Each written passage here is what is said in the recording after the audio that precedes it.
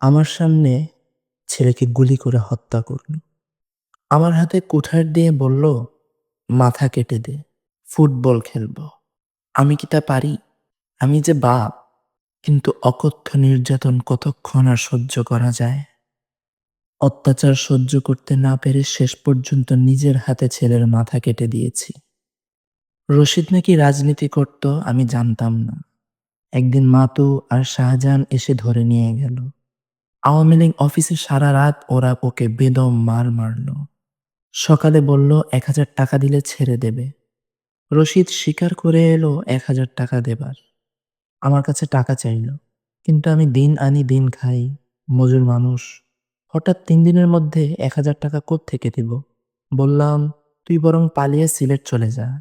রশিদ সিলেট চলে গেল, কিন্তু ১০-১২ দিন পর ফিরে এসে বলল, বাবা মন মানে না তোমাদের ফেলে থাকতে। সিলেট থেকে ফেরার পরই কঠিন অসুখে পড়ল, টাইফয়েড। অসুখ সারার পর একদিন তার মাকে বলল, মা, আজ ভাত খাবো।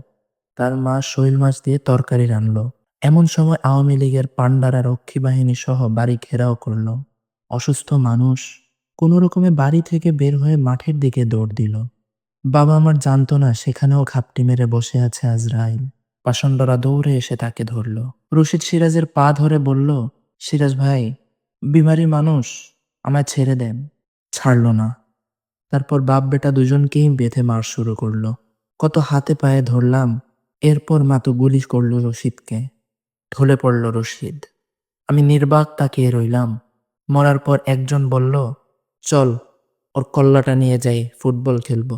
মা তো বলল, হ্যাঁ ভাই, নেব, তবে ওর কল্লা আমরা কাটবো না, তার বাবা কেটে দেবে।